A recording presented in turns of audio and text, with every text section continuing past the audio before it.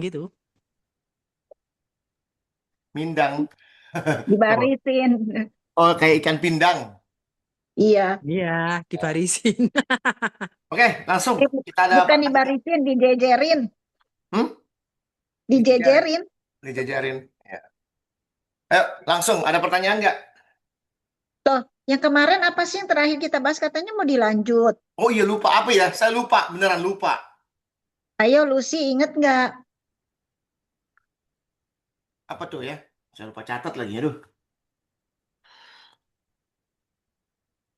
Ada yang inget nggak? Kita mau ngomongin apa kemarin? Lupa. Oh, iya. Ayo, ada yang inget nggak Senin kemarin ngomong apa ya? Aduh, apa ya? Saya lupa loh beneran loh. Nah ini kan saya bilang, saya orang yang pelupa sebenarnya. Tapi Tuhan bisa ingetin saya kalau ngomongin firman Tuhan, apa itu bisa ingat. Saya juga bingung kenapa. Mungkin nanti Bu Mikal ingat. Bu Mikal. Iya kan ada dia kemarin kan? Oh, coba kita rekamannya aja kita lihat ya rekamannya ya. Yang terakhir ya. Coba lihat ya. Mana tuh rekaman di mana?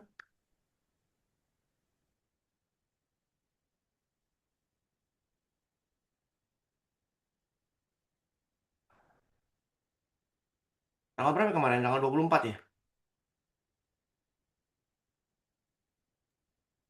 Kok 24? Ini sekarang tanggal berapa? 12. Sabtu tanggal 9.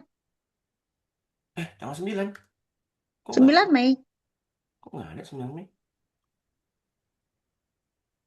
Bentar. Hmm,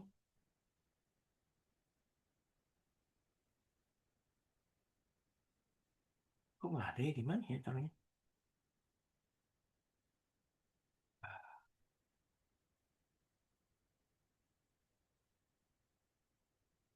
Eh, hilang lu bener.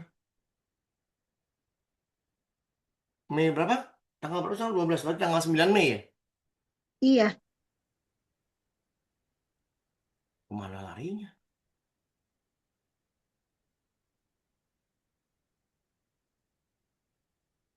Eh, Kemana tuh?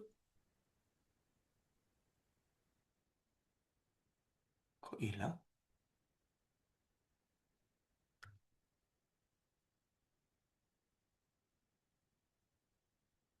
Kemana ya? Ih, meneke tehe, kamu yang nyimpen. Tanggal 12 Mei ya? Sekarang 12. 9 Mei ya? 9. Ada. Bentar. Ini kalau nggak salah ya. Kita lihat banyak akhir.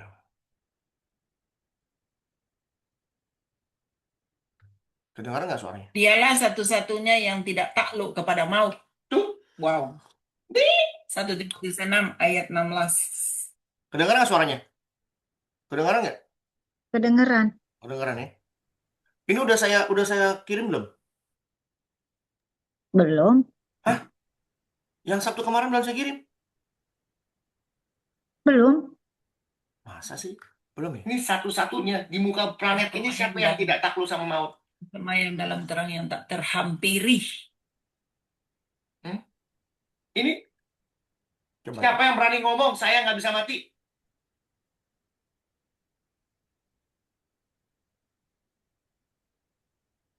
Oh, saya udah terlambat. Ya. Jelas sampai sini semuanya? Jelas banget. Jelas banget, tapi nanti lupa lagi.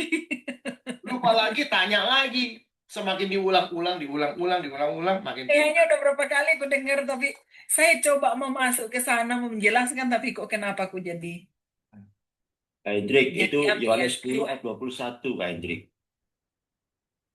Yohanes 10. Ayat 21, nyambung itu, Pak.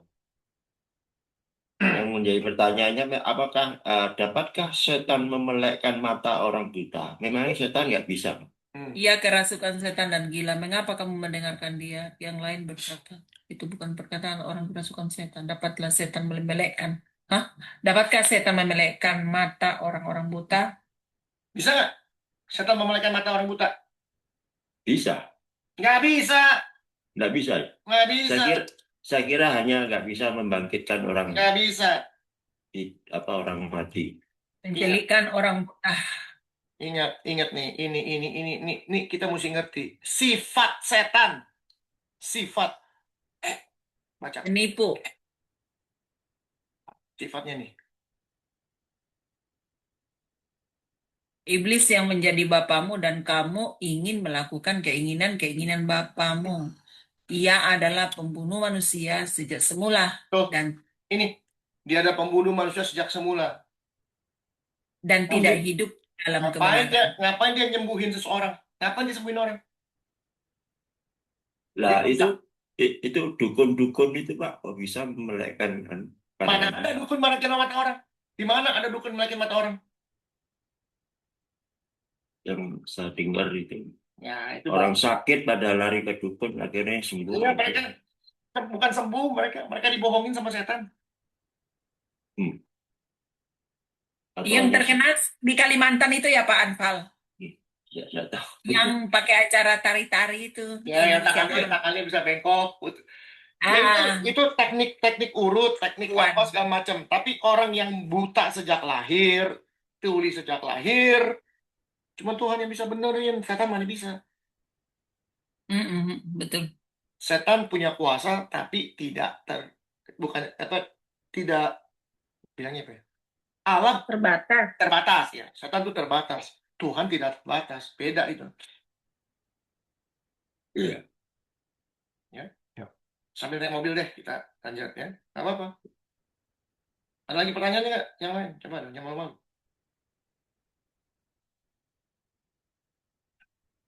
Jadi intinya orang Yahudi itu mendengar pernyataan Yesus di ayat 18 Pak ya.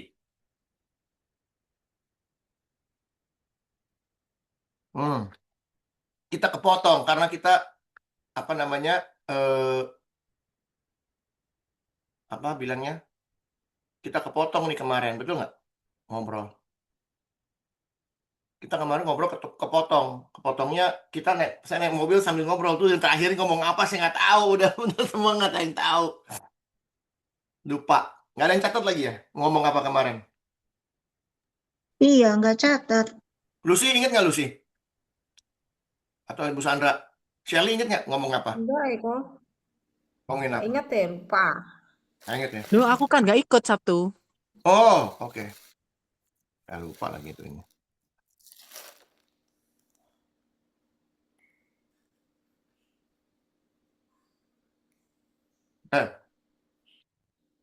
Ada pelajaran baru. Aku nanya. Tanya aja, mau nanya apa?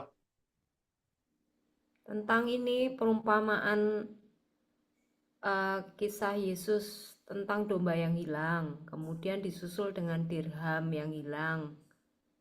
Nah, itu kan kalau dirham itu kan benda mati ya. Itu maksudnya apa di apple to apple kan kita ini yang berdosa itu kayak tidak sesuatu yang bernilai terus ditemukan atau gimana? Kalau domba yang hilang kan dia makhluk hidup. Kalau dirham yang hilang itu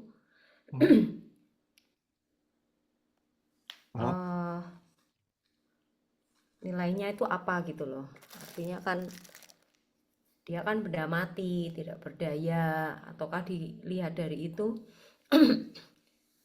ada nilainya tapi tidak berdaya, tidak tapi berharga, dicari Tuhan gitu.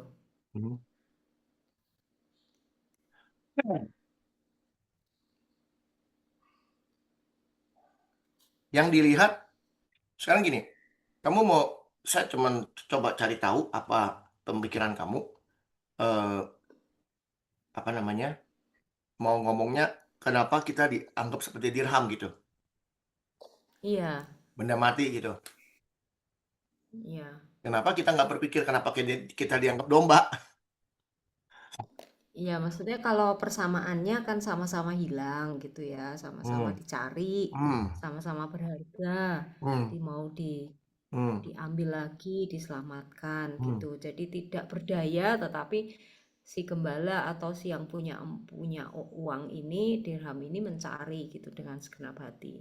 Tapi perbedaannya gitu. Kalau yang Hmm. satu ini kan makhluk hidup, yang satu ini kan uang gitu. Iya, Apakah karena nilainya atau gimana? mari kita lihat. Di mana bukunya? Catatannya di mana? Lukas Lukas 15 Lukas 15. Oke. ayat 1 sampai 10. Dan 1 sampai 10. Ya. Ini tentang apa? Perempuan domba yang hilang, ya. Selalu dirham yang hilang. Atau perempuan manakah yang mempunyai 10 dirham dan jika ia kehilangan satu di antaranya, tidak menyalakan pelita dan menyapu rumah serta mencarinya dengan cermat sampai ia menemukannya.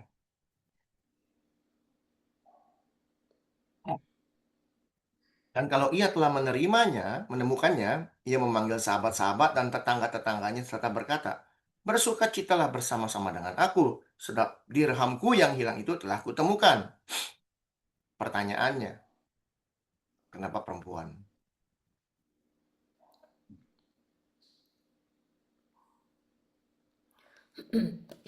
Ya, yang tadi laki-laki, gembalanya laki-laki, sekarang perempuan. Oh, Biar biar kenapa adil. perempuan? Kenapa Yesus memakai perempuan? Oh, soalnya perempuan itu kan selalu diidentikan dengan mata duitan, bener gak sih? Hitungan ya.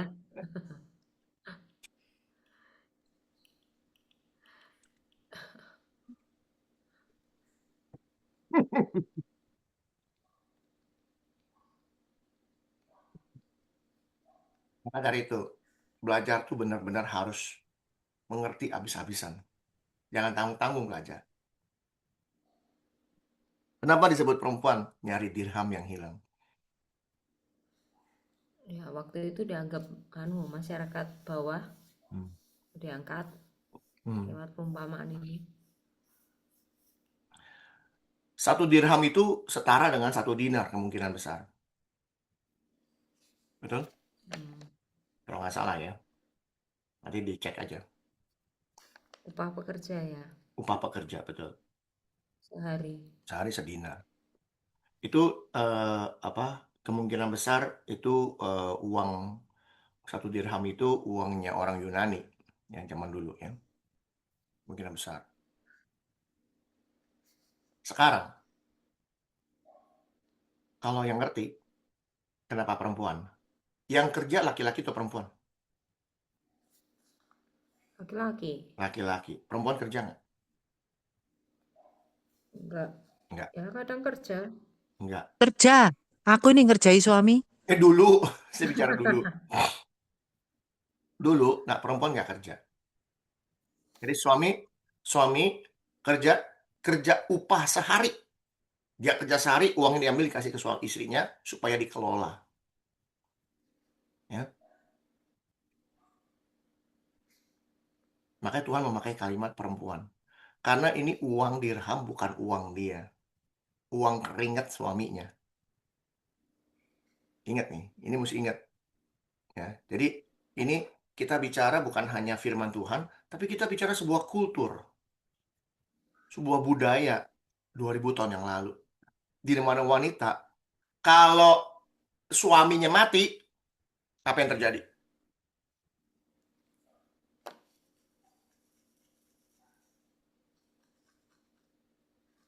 Kalau suaminya mati, apa yang terjadi?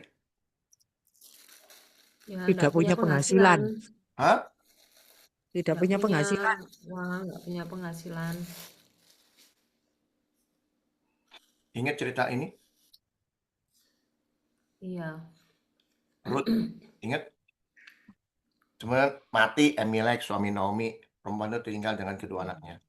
Mati semua nih anak-anaknya. Ingat cerita Ruth? Ya, Mati juga keduanya mahlong kilon, hingga perempuan itu kehilangan kedua anaknya dan suaminya. Zaman dulu, kalau suaminya mati,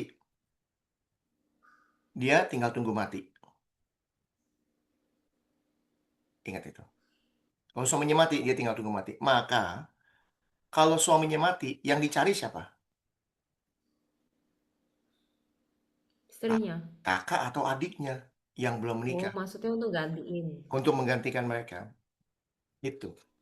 Artinya, dirham itu kalau sampai hilang, suaminya bisa ngamuk.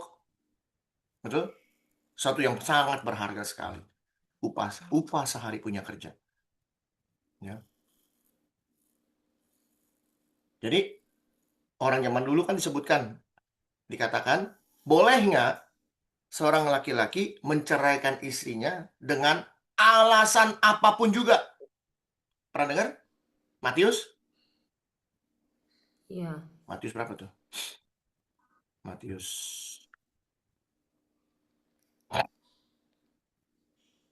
tentang perkawinan. 19 ya. Perceraian. Apakah diperbolehkan orang menceraikan istrinya dengan alasan apa saja? Gara-gara uang, satu hari punya uang hilang, dia bisa diceraikan sama suaminya. Betul? Urusannya panjang itu. Ya, makanya dia harus cari sampai ketemu. Nah, pada saat dia ketemu, bersukacita sekali nggak dia? iya, Bersukacita. Makanya dia bilang, bersukacitalah bersama-sama dengan aku, sebab dirhamku yang hilang itu telah kutemukan. Ya. Dia nggak bilang bersukacita ini makan-makan, minum enggak. Bilang bersukacitalah. Aku berkata kepadamu, demikian juga akan ada sukacita pada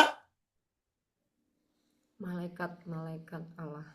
karena satu orang berdosa yang bertobat.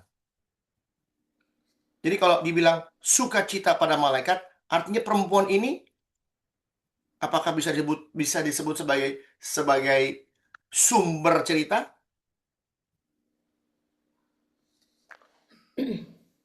Bisa disebut sebagai sumber cerita atau ya, bukan sumber apa?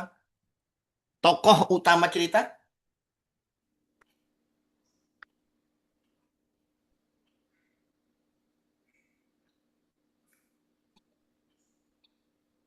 Iya, tokohnya. Bukan. Karena disebut malaikat-malaikat Allah. Jadi perempuan ini bisa dianalogikan, kan disebutkan yang ada sukacita pada malaikat Allah.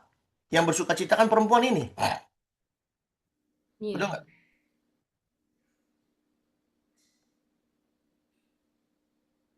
Betul nggak?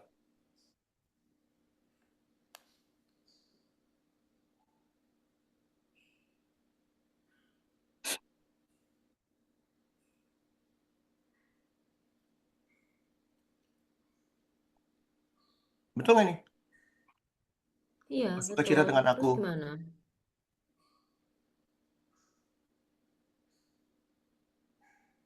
Terus betul dulu nggak?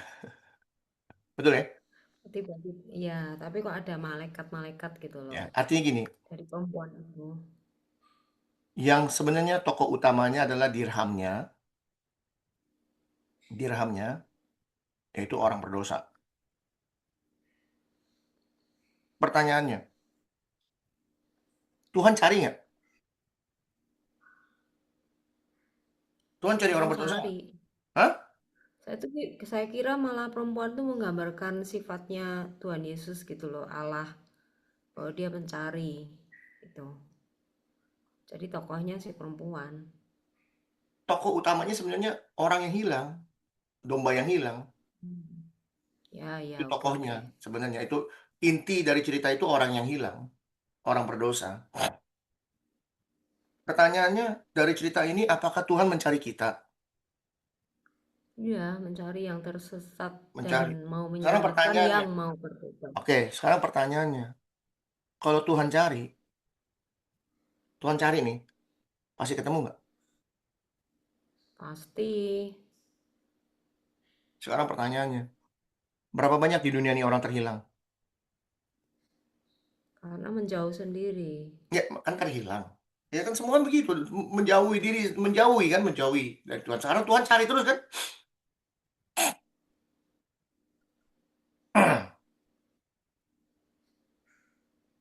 Betul nggak? Tuhan cari yang tersesat, tapi yang mau bertobat. Betul. Kalau nggak mau, Betul. Maksudnya pertanyaannya, Tuhan kalau cari, pasti ketemu nggak? pasti Pasti. semuanya itu dicari. Karena 99 ditinggalkan, satu dicari terus. Ya. Terus? Ya mau diselamatkan, Betul. bagaimanapun Ini caranya. bicara keselamatan, oke? Cuman ini kembali lagi, ini jadi doktrin Kristen. Tuhan yang cari. Iya, Tuhan kalau cari pasti ketemu, pasti. Tapi masalahnya masih banyak manusia di muka bumi ini yang jahat, yang terhilang. Tapi kalau pakai Tuhan yang cari, dunia ini nyaman nggak? Aman nggak? harusnya. Harusnya aman. Sebentar, saya ambil kopi dulu.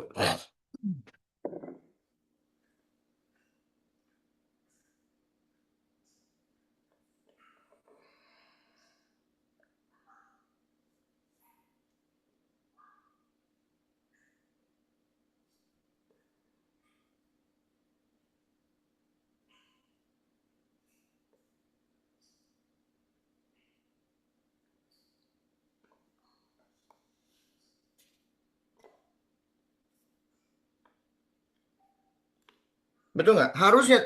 Harusnya kita dunia ini udah nyaman. Tapi pada kenyataannya, enggak. Itu cara pikirnya. Sekarang, mari kita lihat. Bagaimana Tuhan menemukan kita? Betul? Iya, Kita mesti tahu caranya Tuhan menemukan kita gimana, betul? Kan kalau Tuhan yang kerja, semua pasti beres. Setuju nggak semua di sini? Kalau Tuhan yang kerja, pasti beres. Setuju. Setuju. Nah, kalau Tuhan kerja, bilang Tuhan yang cari di muka bumi ini, berapa banyak orang terhilang di muka bumi ini? Miliaran, bukan? iya, Sama Tuhan, beres nggak tuh? Miliaran. iya harusnya Harusnya beres. beres, tapi nggak beres. Dunia makin jahat. Artinya ada caranya Tuhan mencari kita, bukan? Iya, Caranya gimana?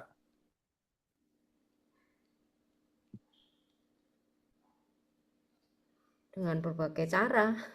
Beda-beda kan. Oke, nomor satu. Ya beda-beda tuh kesaksiannya. Nomor satu. Pertama-tama kita bicara tentang apa? Domba yang Domba hilang. yang hilang. Dikatakan, siapakah di antara kamu yang punya 100 ekor domba jika ia kehilangan seekor, tidak meninggalkan 90 lalu mencari yang sesat itu sampai ditemukannya. Kalau ia telah menemukannya, caranya gimana ia menemukannya? Ia meletakkannya di atas bahunya dengan gembira. Setibanya di rumah, ia memanggil sahabat-sahabat dan tetangga mereka untuk bersuka cita bersama dengan dia. Betul? Demikian juga akan ada Ya, sukacita. Bagaimana caranya temuin? Ini domba gimana cara nemuinnya?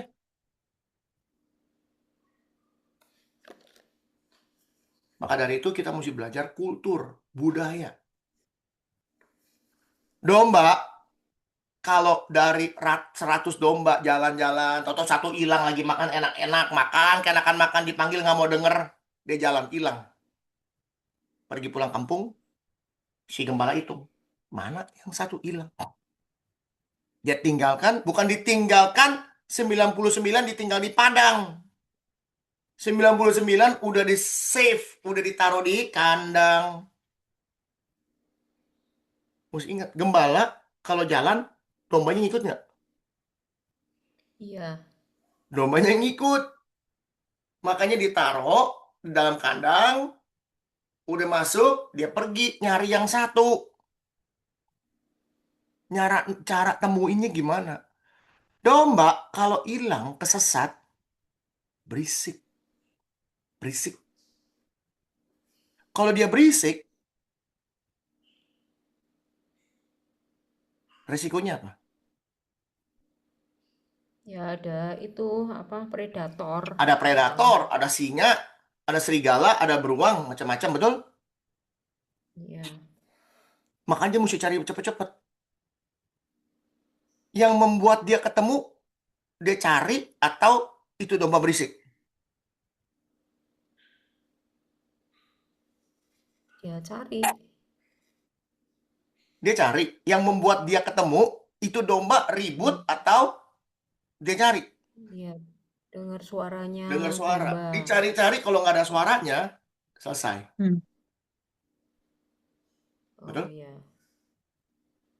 Jadi Hmm. masalahnya, kalau sudah dicari, ada suara begini, yang nyari siapa? Ada siapa saja yang nyari?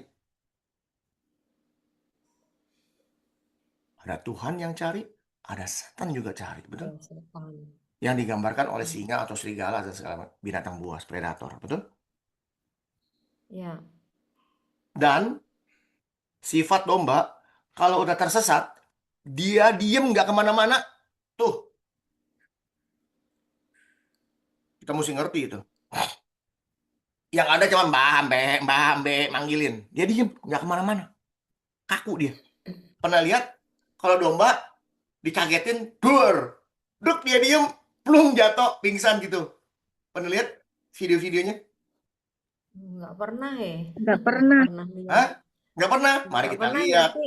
Hah? Nggak pernah lihat ya, Ci Erni ya? Oh ya? Iya, nggak pernah. Nggak Hendrik itu pernah.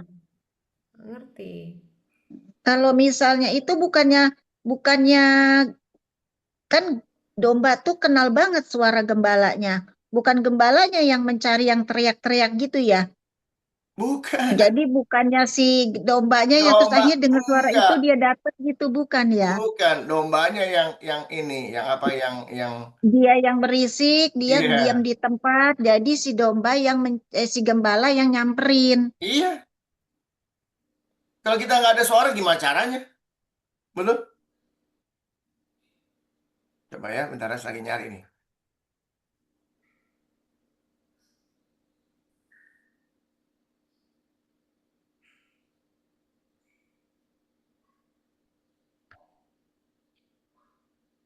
Ya, kok nggak ada?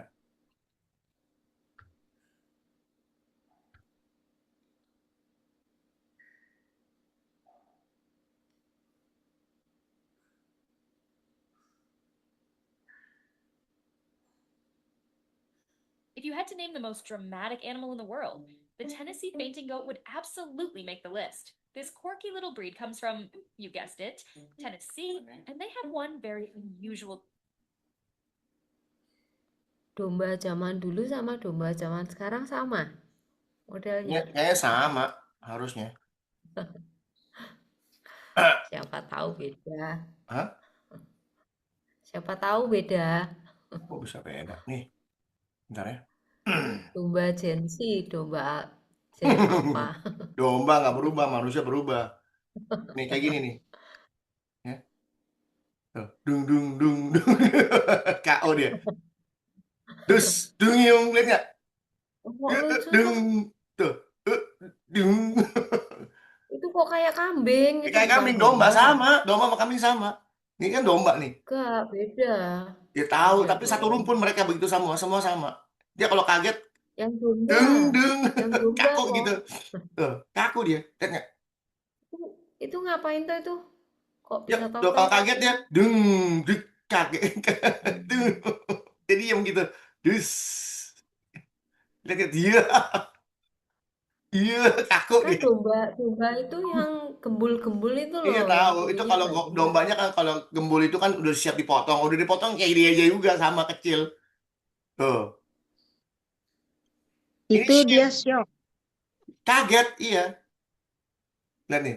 Wah, bu, dus pingsan semua. Lihat nggak tuh? Dung, dung. Kayak gitu. Itu domba. Ya. Jadi diem. Nggak kemana-mana dan berisik aja dicari. Yang nyari gembalanya dan predator. Demikian pula dengan Tuhan. Tuhan cari. Tapi kalau nggak ada suaranya, gimana nemuinnya? Artinya, yang membuat kita ditemukan, bukankah effortnya kita? Apa tuh effort? Eh, Usaha. usahanya kita. Betul? Caranya gimana usahanya? Berseru. Berseru. Tolong Itu Tuhan. jawaban udah nggak ada yang lebih bagus dari itu. Dari mana kita tahu berseru?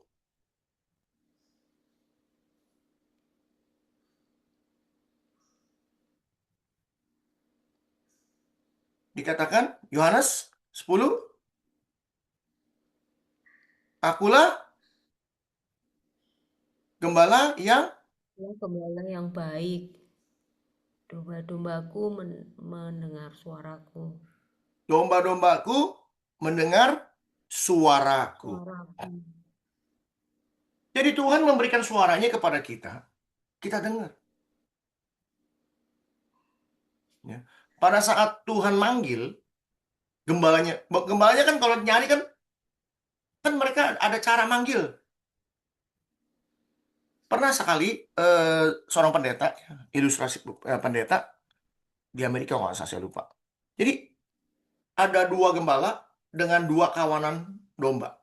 Mereka pergi satu padang yang sama, ngurumpun ratusan, makan gini kono, semua dombanya semua sama warnanya, makan rumput-rumput. Lalu si gembalanya duduk-duduk ngobrol-ngobrol. Setelah gembalanya selesai ngobrol-ngobrol, dia pikir dombanya udah selesai makan, yang satu bangun, lalu manggil. Dia jalan. Itu waktu dia panggil, yang lain makan, dombanya dia nengok semua. Dipanggil jalan, semuanya jalan, tinggal sisanya makan terus yang punya domba lain, yang punya gembala lain. Itu domba.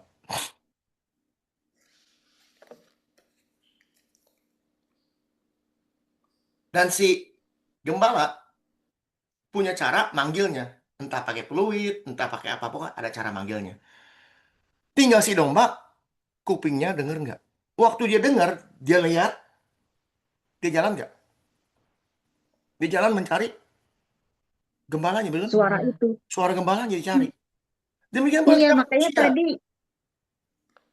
tadi juga yang satu di perumpamaan itu pasti karena dia mendengar suara gembalanya, karena gembalanya mencari kan, teriak-teriak pasti. Dia cari. Tapi kalau kan saya bilang, kalau dombanya diem aja nggak ada suara gimana? Iya, Nomor 1 dia teriak-teriak, minta sama Tuhan, teriak-teriak, minta ampun. Tuhan kasih suaranya dia. Suaranya apa? Perintahnya dia, bukan?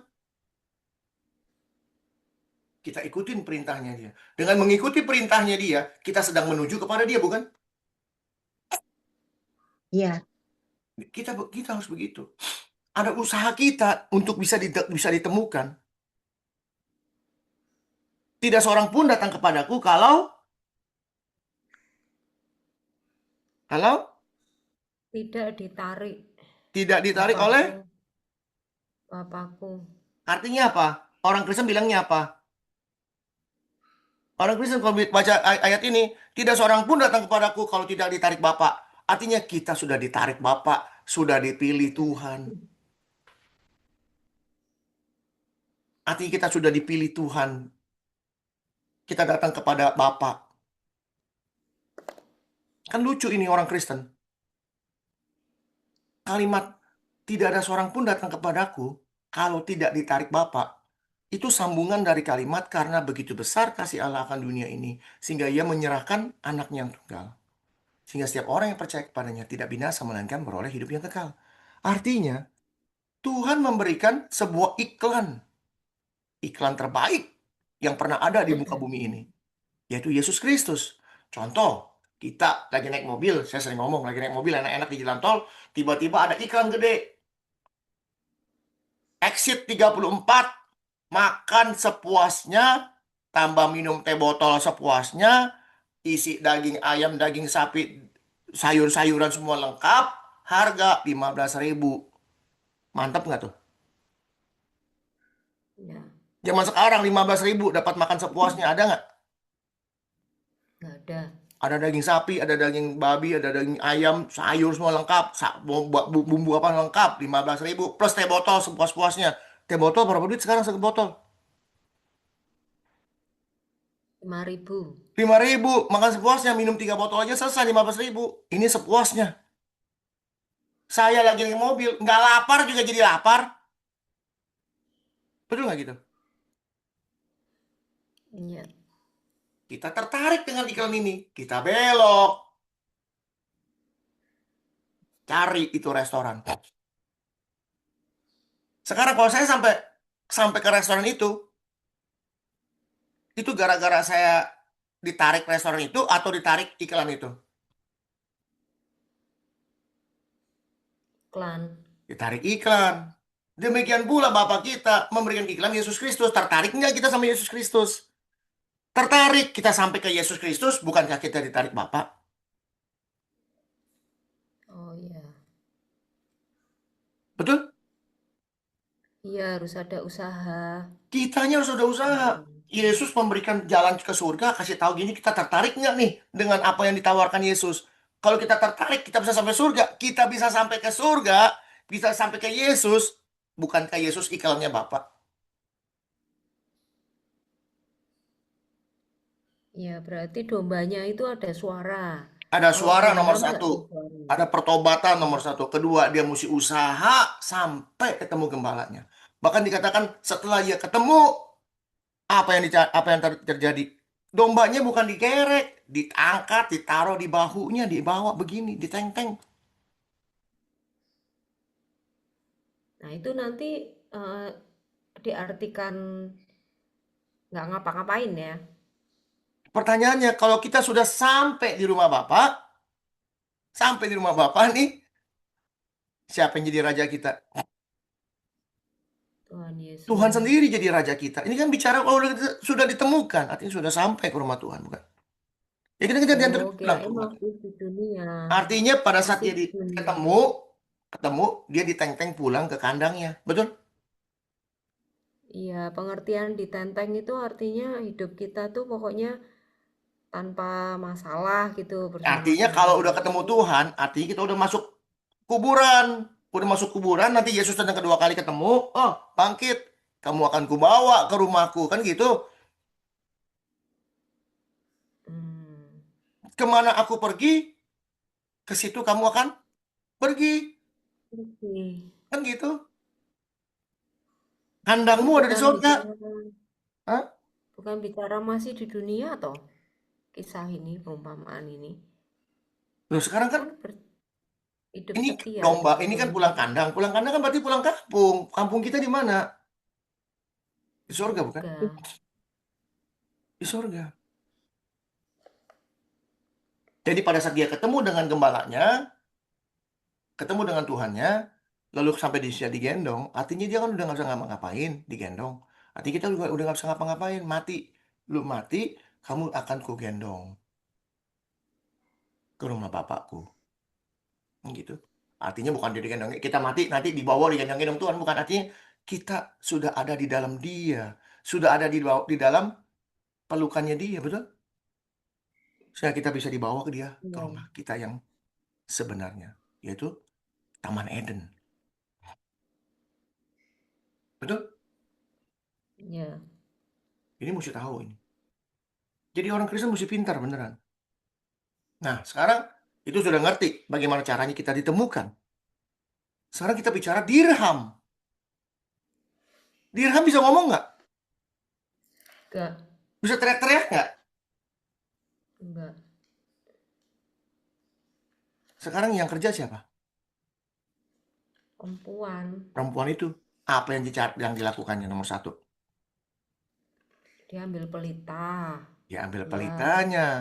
Betul? Lihat ke bawah ya. Ya. Cari-cari. Kemana tuh ini? Ya. Pakai sapu. Pakai pelita, pakai sapu. Lihat tuh. Apa itu pelita? Lampu. Tahu. Pelita itu lampu. Roh Kudus. Firman Tuhan. Firman. Di mana ayatnya? Firman Tuhan. Makasih. Di mana ayatnya? Ini. Mazmur berapa? Mazmur 115 ayat 119, betul? Iya. 105. Ada lagunya nggak? Ada. Firman-Mu. Di Ada, mana tuh? ada. Coba nyanyi. Hendrik, tolong Ya, nyanyi. di mana tuh? Ada di mana ya? 19 Berapa ya? ayat 105. 105 betul? 105 ya? 105. Firman itu adalah Pelita firman-Mu, pelita bagi kakiku. Betul? Ini mesti ngerti. Kenapa dia pakai pelita kan gitu. Firman. Tuhan mencari kita lewat firman. Firman. Orang-orang yang nggak bisa teriak-teriak, orang-orang yang tidak mengenal Tuhan. Ini kalau bicara domba yang hilang, dia udah kenal Tuhan belum? Yang namanya domba hilang, sudah tahu Tuhan belum? Udah. Shalom. Oh, nggak apa-apa, Ibu Udah. Riti, baru mulai. Udah kenal Tuhan. Udah. Dia tinggal teriak, Udah. Tuhan cari, dia bertobat, Tuhan ketemuin, dia jalankan firman Tuhan, dia jalankan perintah Tuhan semua untuk ketemu. Dia udah tahu firman. Tapi ada orang yang tidak mengenal firman, tidak tahu Tuhan. Tuhan yang cari lewat firman. Tapi firman, ya, ini yang namanya firman, Alkitab, stempelnya apa? Kristen. Stempel Kristen. Yang boleh baca cuman orang Kristen, distempel sama orang Kristen. Gimana orang yang tersesat bisa ketemu? Shalom Bu Mikil. Shalom, Tapi orang shalom, Muslim shalom. banyak yang punya Malam, kok. Pak Edi. Kenapa? Tapi orang Muslim banyak yang punya Alkitab. Oh, itu mereka haram ngaku loh. sendiri. Itu buat mereka haram punya Alkitab. Tapi kalau belajar, untuk dipelajari, dicari Iya. kesalahannya, boleh. Orang Muslim Ya, banyak punya Alkitab, betul. Tapi mereka bukan menjadi buku utama. Bukan buku tapi kan utama. Tuhan bisa bicara. Bisa Nah, bicara nggak di usah jauh-jauh deh. Kamu tetangga kamu yang bukan Kristen, ada nggak Alkitab? Cari. nggak berani tanya. Dijamin nggak ada. Karena buku ini, orang Kristen menstempel Alkitab Kristen. Buku yang seharusnya dibaca oleh sedunia, dibaca oleh manusia macam apa saja, jadi terbatas yang bisa baca cuma orang Kristen. Itulah kekristenan zaman sekarang. Merusak yang namanya Oh ya, saya kira apa? merusak yang namanya firman Tuhan. Yang ini di sini. Masalah besar. Orang Kristen ada stempel Alkitabnya orang Kristen. Demikian pula dengan agama-agama lain. Al-Quran, stempel orang Islam. Tripitaka, stempel orang Buddha. Saya nggak tahu Hindu bukunya apa. Nah, semua distempel. Buku yang membawa keselamatan distempel.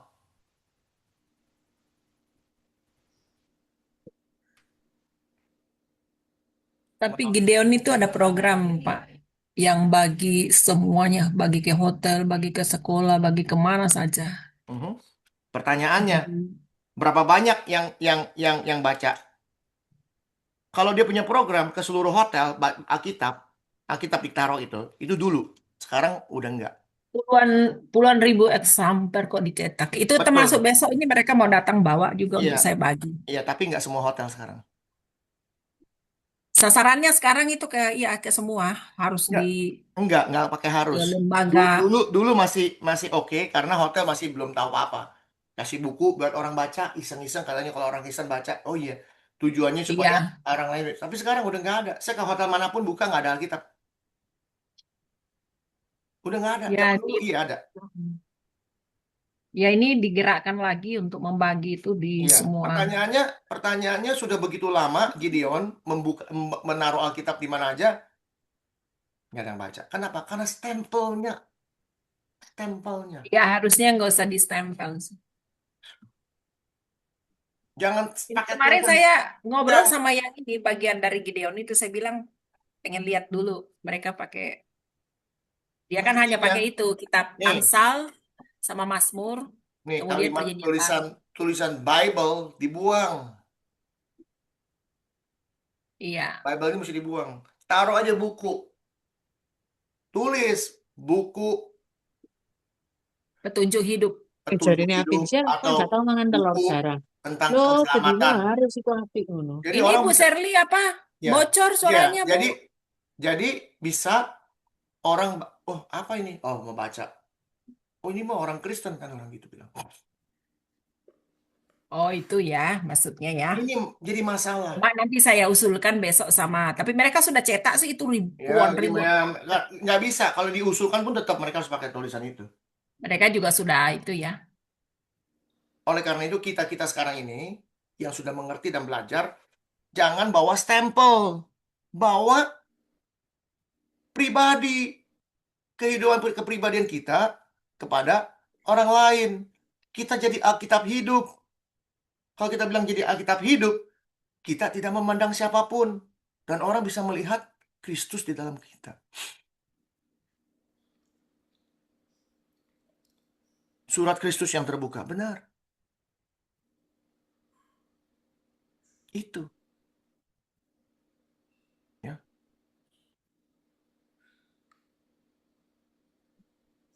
Kenapa sapu?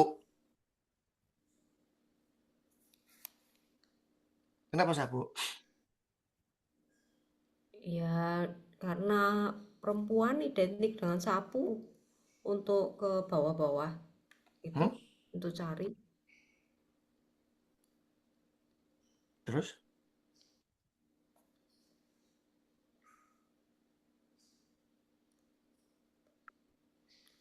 Lihat.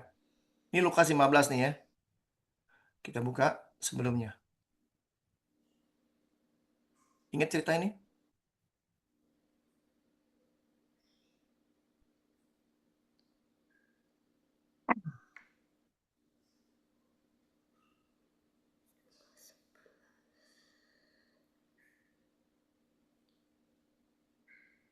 Setiap pekerjaan yang terpecah-pecah pasti binasa. Setiap rumah tangga yang terpecah-pecah pasti runtuh. Jikalau iblis terbagi-bagi melawan dirinya sendiri, bagaimana kerajaannya dapat bertahan? Lalu dikatakan, kembalinya roh jahat. Apabila roh jahat keluar dari manusia, ia pun mengembara ke tempat yang tandus mencari perhentian.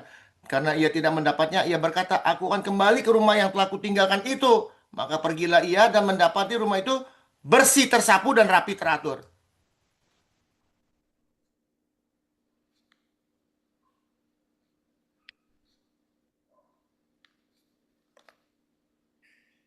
Ia keluar dan mengajak 7 roh lain yang lebih jahat daripadanya. Mereka masuk dan berdiam di sana. Kenapa setan masuk? Rumah itu bersih, tersapu, dan rapi teratur. Ya, nggak ada firman ya, nggak baca, Hmm. nggak menghidupi firman. Apabila seorang kuat yang lengkap bersenjata menjaga rumahnya sendiri, maka amanlah segala miliknya. Harus ada yang kuat, betul?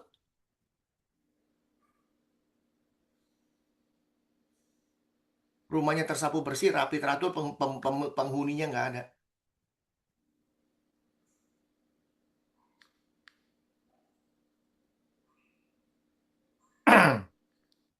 Pertama firman, setelah firman disapu bersih, yang jahat-jahat disapu bersih, dibuang.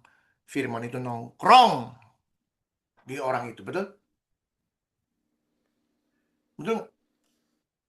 Maka perempuan itu, maka Tuhan pakai pelita nyapu rumahnya sampai ketemu. Yang diketemukan esensinya,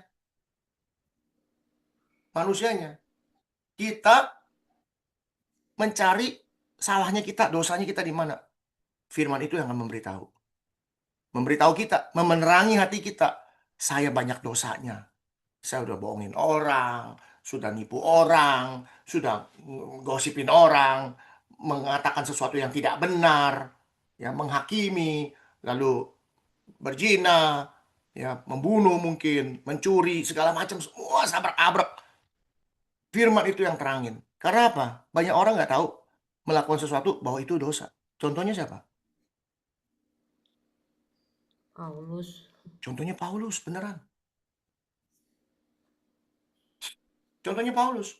Aku tidak tahu Sebenarnya apa itu mengingini? Sampai firman itu memberitahu, jangan mengingini. Firman itu memberitahu, menerangi artinya. Kita ada di dalam kegelapan, lalu kita melihat sebuah terang, yaitu firman yang membawa terang itu. Pelita. Yang menerangi hati kita, memberitahu ada yang nggak benar, sapu bersih. Kita bersih, terang itu di dalam kita. Apabila hatimu gelap, betapa Gelap seluruh tubuhmu. betapa gelapnya kegelapan itu dikatakan.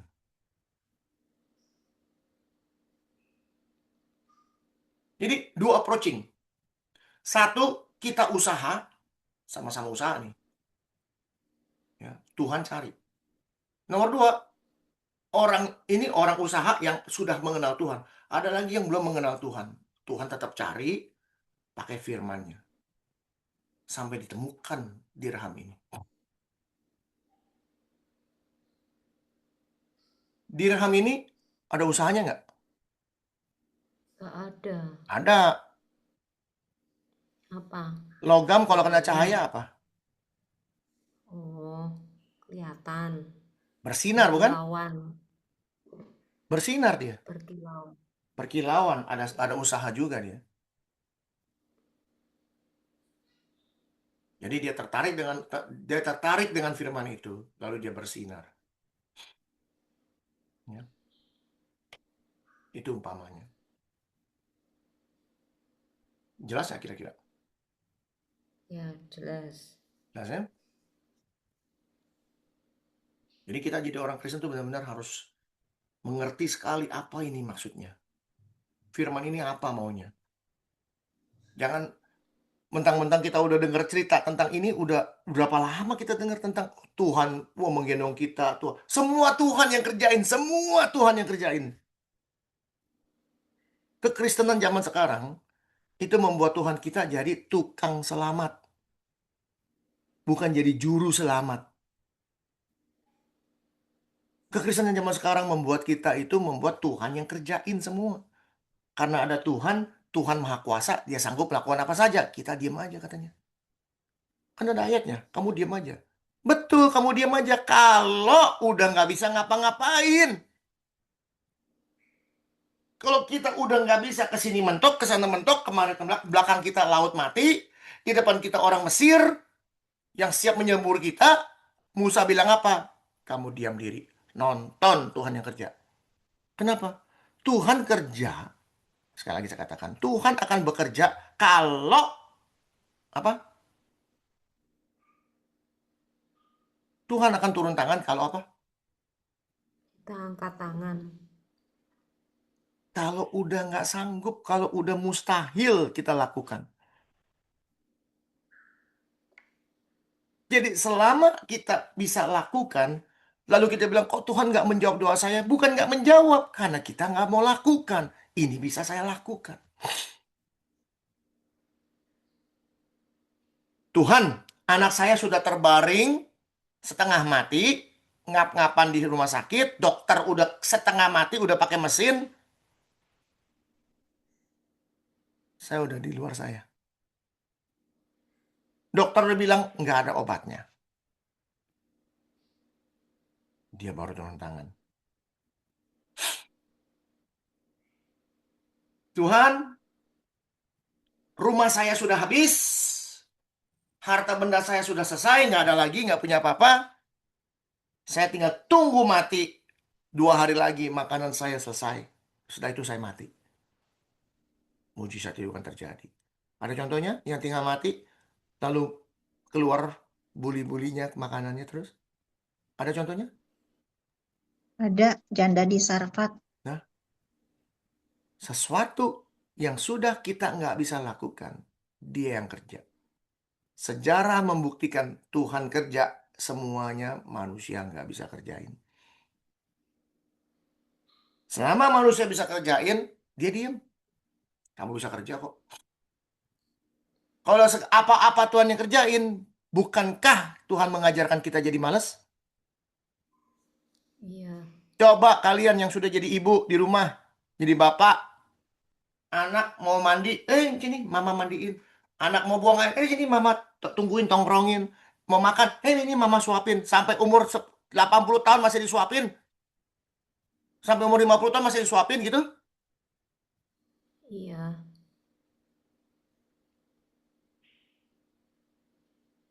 Berarti perempuannya itu menggambarkan Tuhan ya. Menggambarkan Tuhan juga. Hmm. Ya. Tapi dia menggambarkan malaikat-malaikat juga. Bisa nggak? Hmm. Yang bersuka cita bersama dia. Ya.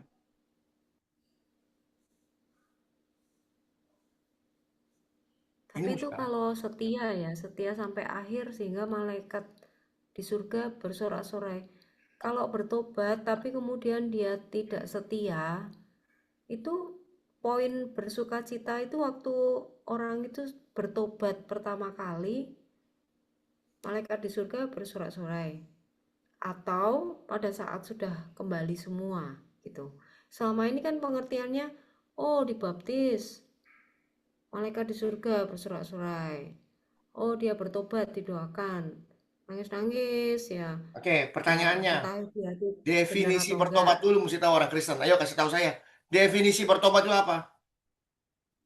Ya meninggalkan manusia lama. Tidak berbuat dosa lagi. That's it. Itu aja. Hidup baru. Bahasa yang sederhana. Tidak berbuat dosa lagi. Itu namanya pertobatan. Bukan dibaptis. Ya berarti Baptis itu personal tanda. ya, Tanda apa? tanda pertobatan. Tanda pertobatan. Berarti personal ya, karena kan kita tidak bisa lihat dari luar apakah orang itu sudah kelihatannya baik sekali, penuh Bisa kasih, dilihat dong. Bisa dilihat. Contohnya saya. katanya juga penuh. Ya, Dulu saya orang kayak gimana. Sekarang keluarga saya lihat saya seperti apa. Kan beda. Dulu dia nggak begini. Ada kelihatan hidupnya. ya. Ya. Sepupu saya perokok dulu. Saya stop sekarang. Ada perubahan hidup setelah dia belajar sama saya. Dia nggak mau merokok lagi. Hubungan keluarga jadi lebih harmonis. Baik. Lalu bisa mengontrol diri segala macam. Kan gitu. Firman Tuhan itu sifatnya merubah orang. Dari yang jahat jadi yang baik. Kalau kita baca firman Tuhan nggak ada perubahan, percuma dong. Harus terlihat baik di dalam maupun di luar. Maka dikatakan, kamu adalah garam Apa? Garam dan dunia. terang dunia. Kamu adalah terang dunia. Walaupun ditaruh di atas gantang, di atas gunung kelihatan sinarnya. Secara di luar kita bisa kelihatan sinar kita seperti apa. Yang dikatakan Ibu Neti tadi, kita adalah surat Kristus. Lalu kita tanya orang Kristen sabrak-abrak, apa surat Kristus artinya? Apa artinya Lagi surat? ngomong Hah? surat Kristus. Ya kan ngomong tuh di Ibu Neti ada tulis tuh. Kita ini surat Kristus ya Pak. Surat terbuka, surat Kristus yang terbuka. Oke. Apa itu surat Kristus?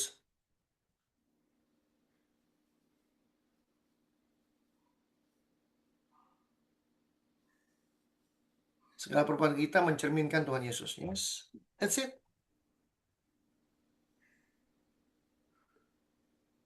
Artinya surat. Surat itu sifatnya dibaca atau cuma ditonton doang. Baca, dimengerti, Dibaca. pahami. Dibaca, setelah dibaca diapain? Dipahami betul apa maksudnya, bukan? Iya. Demikian pula kita. Dalam kehidupan kita, orang baca kita itu apa.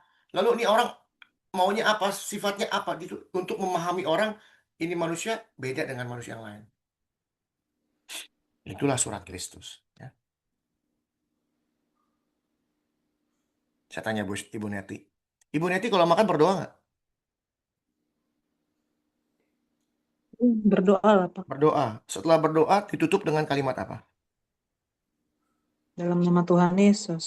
Lalu? Amin. Amin. Amin. Apa artinya? Amin. Apa artinya di dalam nama Yesus? Amin.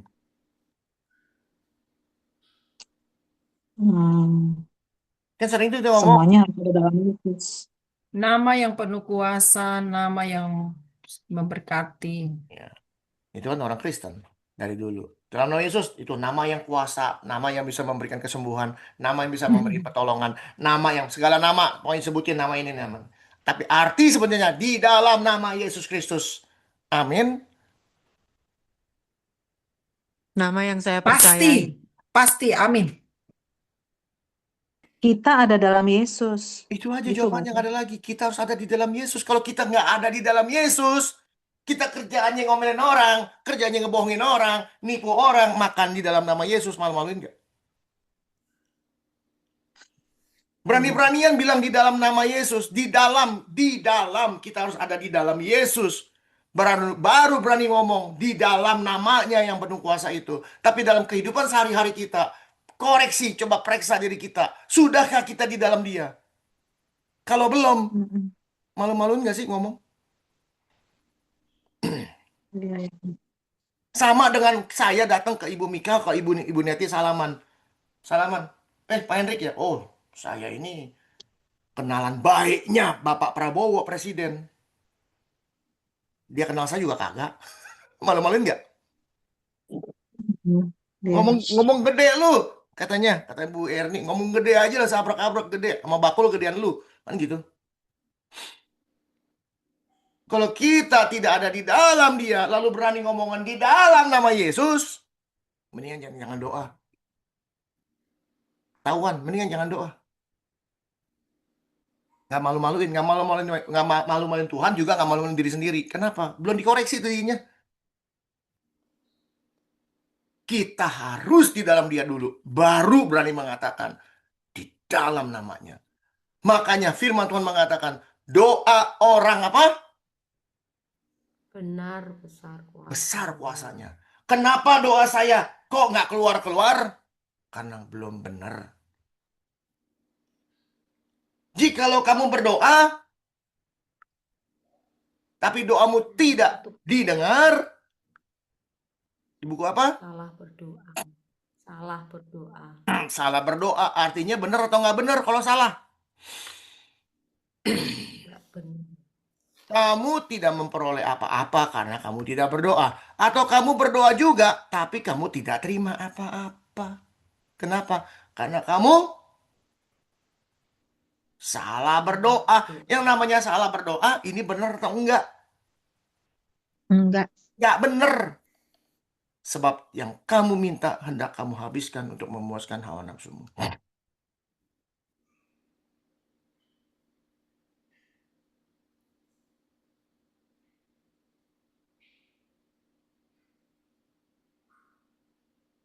Ya.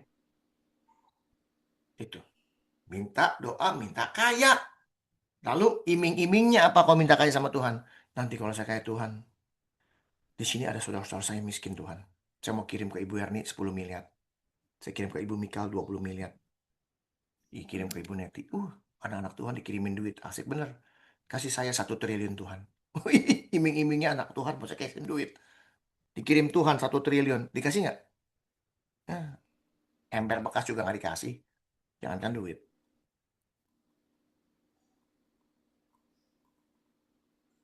Mending kalau ember bekas masih dikasih. Ketemu nih. Bu Erni, dengar-dengar udah dapat 1 triliun. Security. Coba ini siapa gak saya nggak kenal. Ada siapa panggil security. Ayo ngomong. Kamu kerjanya apa?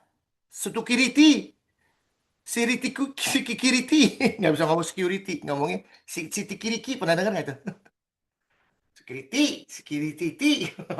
Macam-macam ngomongnya. Ya. Doa orang benar. Besar kuasanya. Benar dulu. Ada dulu di dalam Yesus.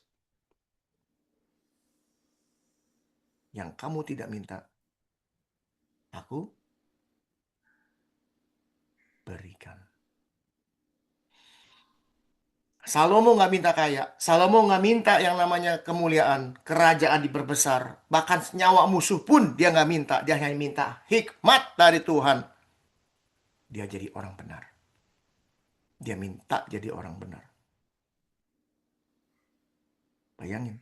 Orang berhikmat itu orang benar loh. Dia minta jadi orang benar. Orang bijaksana bagaikan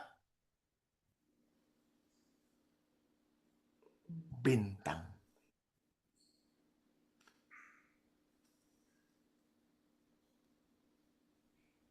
Tapi Salomo nggak bisa mempertahankan itu ya kok tuanya. Karena apa? Minta Karena dia sendiri, bermain-main lupa dengan sendiri. kenapa? Minta sendiri, lupa sendiri. Iya. Eh,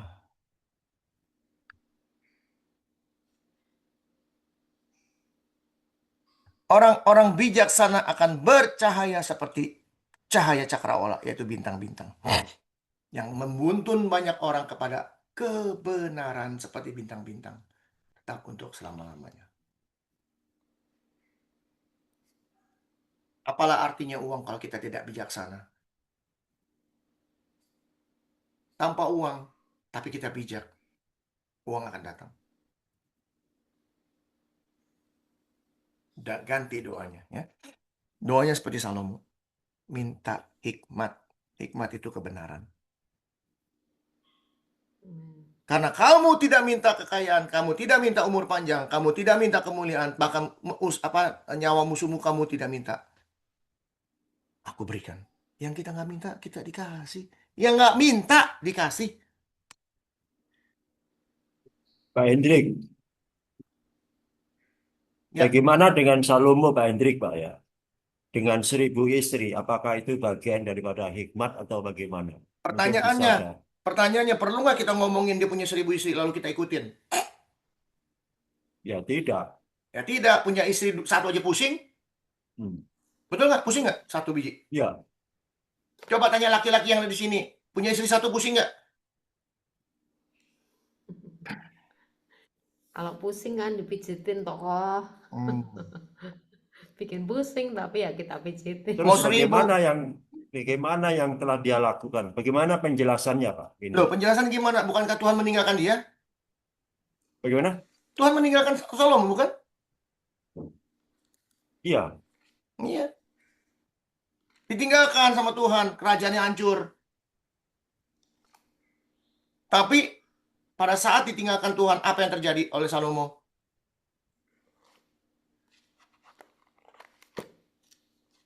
Apa yang terjadi? Bertobat nggak dia? Di mana ayatnya yang meninggalkan, Pak? Ada di ayat. Kenapa? Tuh, karena kalau kerajaannya hancur gimana? Iya. Betul nggak? Oh, begitu. Lah, kalau Tuhan masih nongkrong di situ, gimana caranya kerajaannya bisa hancur? Betul? Betul? Israel terbagi jadi 2. Tapi sempat 40 tahun lamanya dia berkuasa, Pak. Kerajaannya terbagi berapa? 2. Israel Utara Selatan. Salomo jatuh ke dalam penyembahan berhala. Kita lihat apa yang terjadi. Pada waktu itu Salomo mendirikan bukit pengorbanan bagi Kamos, dewa orang Moab. Ya, dewa kejijikan sembahan Bani Amon. Demikian juga dilakukannya bagi semua istrinya, orang-orang asing itu yang mempersembahkan korban ukupan, korban sembelihan kepada Allah-Allah mereka. Sebab itu Tuhan menunjukkan murkanya kepada Salomo, sebab hatinya telah menyimpang dari Tuhan Allah Israel yang telah 2 kali menampakkan diri kepadanya. Karena engkau dengan kelakuannya begitu, engkau tidak berpegang bla bla bla bla bla bla. Sesungguhnya aku akan mengoyakkan kerajaan itu. Bukankah Tuhan meninggalkannya? Betul? Pak Anfal? Mana Pak Anfal? Ya, benar, Pak. Tapi maksud saya begini, Pak. Kalau dia perlu dengan hikmat, tentunya dia tidak melakukan dengan 1000 istri, Pak. Pertanyaannya, yang gampang nomor 1. Di akhir hidupnya dia bertobat nggak? Bertobat. Bertobat. Dengan cara apa? Tahu dari mana dia bertobat? Dia bikin buku. Namanya Pengkhotbah. Pengkhotbah. Semuanya Sia-sia. Sia-sia. sia-sia. Nomor satu, kesia-siaan belaka. Kata pengkhotbah, kata saya katanya. Sia-sia belaka. Segala sesuatu sia-sia. Termasuk hikmatnya bukan? Iya. Sia-sia. Kenapa? Karena dia punya hikmat yang nggak lakukan dengan baik. Betul? Betul nggak? Ya, betul. Ini di belakang rumah ini ada gamelan ini saya terganggu suaranya. Karena di dalam banyak hikmat, ada banyak susah hati. Siapa banyak pengetahuan, memperbanyak kesedihan. Aku menyadari bahwa ini pun sebuah usaha menjaring. Jaring angin. Angin. Tuh. Ya. Lalu, hikmat dan kebodohan adalah hal yang kan Sia-sia. Pak Anfal mau tanya soal hikmat kok bisa gini? Bisa, kenapa enggak? Lalu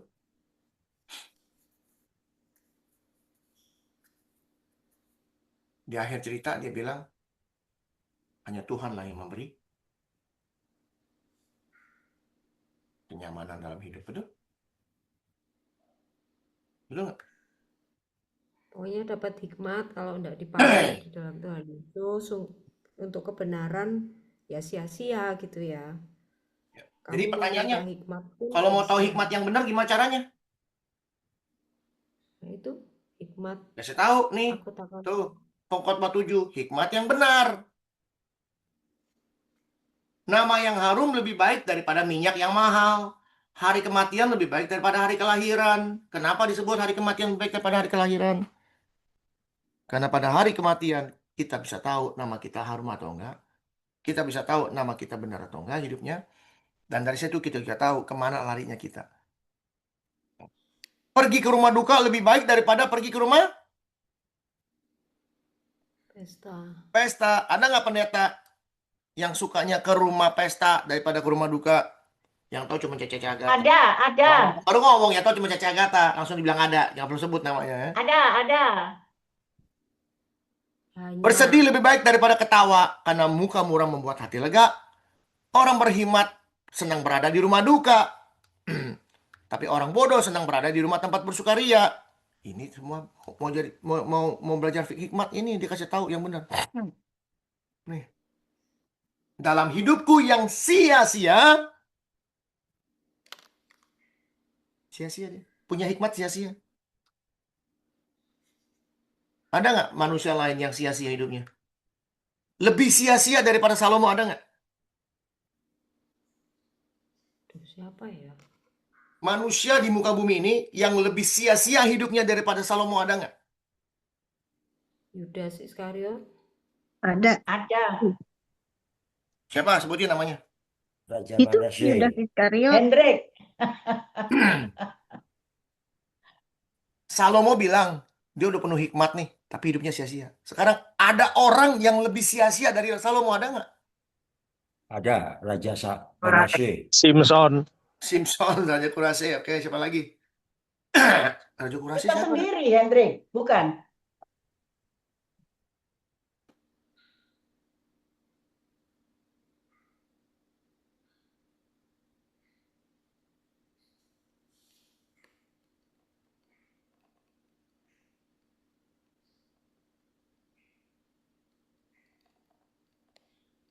Baca, yang kenceng.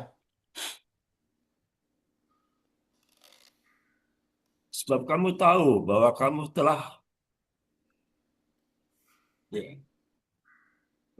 telah ditebus dari cara hidupmu yang sia-sia yang kamu warisi dari nenek moyangmu. Itu bukan dengan barang yang fana, bukan pula dengan perak atau emas. Siapa? Hidup yang sia-sia yang diwarisi oleh siapa? Nenek moyangmu. Siapa? Adam, Hawa. Adam dan Hawa. Apa yang dia sia-siakan?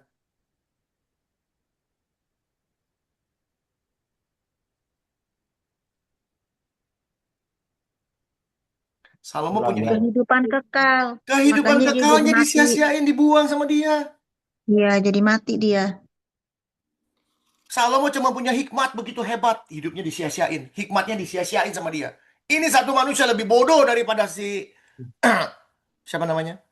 Salomo. Hidup kekal dibuang dan nyampe kepada kita, nyebelin nggak tuh? Saya mesti sosok Ngeselin banget. ngeselin banget, kita mesti belajar begini. Ngeselin banget Iya, kita jadi mesti. jadi susah. Gara-gara Gara-gara dia, dia gara-gara dia beneran semua. kita kita jadi keblangsak ya. Kita mesti nyari hidup kekal. Kita mesti mati, kita mesti sakit, cari makan, mesti kerja. Gara-gara dia. Sebagai wanita harus melahirkan. Tuh, ya kan? Tuh gara-gara orang sia-sia tuh yang namanya si Adam. Udah enak-enak di surga, enak-enak di Taman Eden, makan apa aja ada, semua ada. Cuma ngasih tahu itu jangan lu makan. Dia makan juga lu. Nekat.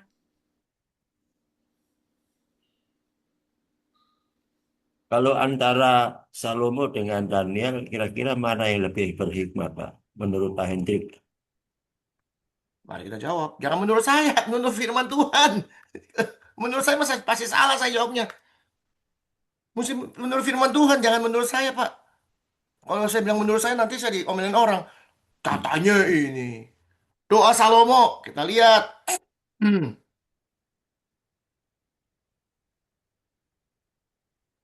Baca apa yang kencang? Maka sesungguhnya aku melakukan sesuai dengan perintahmu itu. Pemerintahanmu itu. Sesungguh, ya, permintaanmu itu sesungguhnya aku memberikan kepadamu hati yang penuh hikmat dan pengertian. Hingga sebelum engkau tidak ada seorang pun seperti engkau. Dan sesudah engkau tak akan bangkit seorang pun seperti engkau. Oke, udah jelas, Pak. Jelas, Pak. Kan Ya. enak kalau Tuhan jawab. Satu Raja-Raja 3 tadi, Pak ya. Ya, saudara tiga. Udah paling enak deh kalau kalau Tuhan yang jawab, ya sudah jelas Pak. Udah, nggak perlu diskusi panjang lebar, buka chat GPT segala macam, nggak perlu. Dor, nih Tuhan yang jawab. Udah, mau salahin Tuhan, jangan salahin saya. Beginilah kita harus hidup. Kok pakai door sih? Door kan ditembak. Iya, maksudnya kalau ribut-ribut kan jadi dor, berantem si Anu dengan si Anu berantem yang begini. Padahal dua-duanya nggak ngerti, dua-duanya pakai chat GPT, chat GPT lawan chat GPT yang ketawa-ketawa. Kenapa? Bego sama bego sama.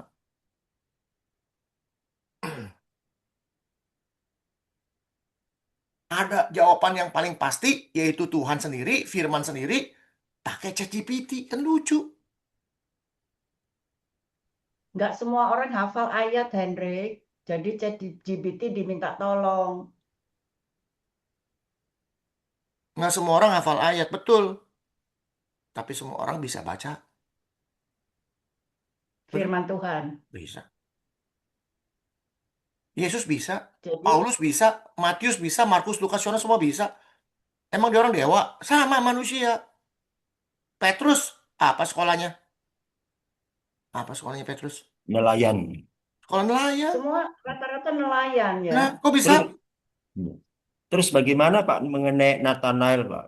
Dia tidak banyak berbuat sesuatu apa-apa, tapi kok Yesus sepertinya memuji dia, Pak. Gimana, Pak? Nathanael Nathanael siapa? yang ada di bawah pohon ara. Aku telah melihat engkau sebelumnya ada di pohon ara. Inilah orang yang apa? Hah? Orang Israel Orang sejati. yang Hmm. gimana Pak? Kok bisa Hmm. tahu? Hmm. Misalkan dipuji gitu. Namanya kalau orang dikatakan orang Israel sejati, tidak ada apa? Kepalsuan di dalam hidupnya, bukan? Iya betul. Nah, pertanyaannya kalau orang nggak ada kepalsuan, itu orang jujur nggak? Iya pasti. Jujur. Betul? Hmm.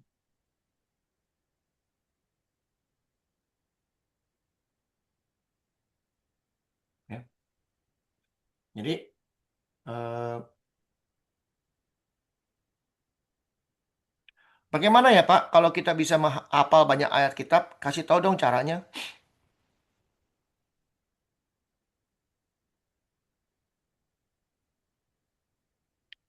Gunakan ayat dengan kehidupan kita. Setiap kita mau melakukan sesuatu atau ngobrol sama orang, keluarkan ayat. Keluarin. Oh iya tuh, ada tertulis dalam firman Tuhan. Kan saya selalu gitu. Ingat nggak ada firman, ada cerita ini? Ingat nggak ada cerita ini? Kan saya selalu, kalau kita lagi bicara, kan saya bilang, ingat nggak cerita ini? Ingat nggak cerita ini? Betul? Keluarkan perkataan-perkataan firman. Itu yang disebut firman hidup di dalam aku. Kamu jadi Pelaku firman. pelaku firman, bukan penghafal. Pelaku. Contoh, Ibu Neti, setir mobil nggak? Bu Neti setir mobil nggak? Eh, sekarang enggak sih? Nggak. Bisa setir mobil nggak? Oh iya, iya Bisa. bisa. Waktu lagi nyetir mobil, mikir nggak mau ngerem? Udah enggak. Kaki jalan sendiri bukan? Iya, Mau ganti otomatis. gigi, tangan jalan sendiri bukan? Iya, Mau kasih lampu sein, belok ke kiri, jalan sendiri bukan? iya. Nggak ada yang namanya komando jalan gitu, nggak Hmm. ada. Kenapa? Karena tiap hari dilakukan. Dulu iya, Hmm, aduh duh, gigi berapa nih? Aduh duh, rem yang mana nih kan gitu. Tapi iya, tiap hari dilakukan lama-lama dari otak besar pindah ke otak kecil. iya. Katam ya, Pak. Artinya pindah ke dalam alam bawah sadar. Hmm, Sehari-hari kita makan pakai sendok nggak? iya, Pakai sendok. Pernah nggak kita bilang, ah mau ngambil sendok ah buat makan? Ada gitu. Ada makanan, enggak. cari sendok, ambil. Pernah nggak mikir, ah saya mau nyendok dulu ah.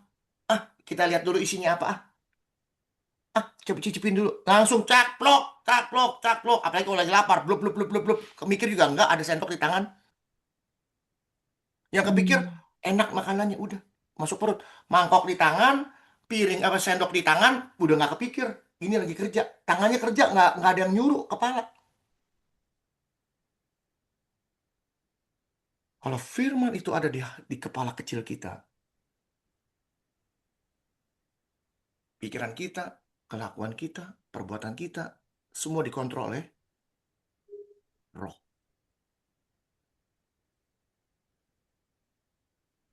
Jangan Bapak kok banyak hafalan? Saya bukan banyak hafalan, karena saya lakukan. Dan saya ajarin tiap hari begini. Diulang-ulang, diulang-ulang, diulang-ulang. Jadi bagian hidup.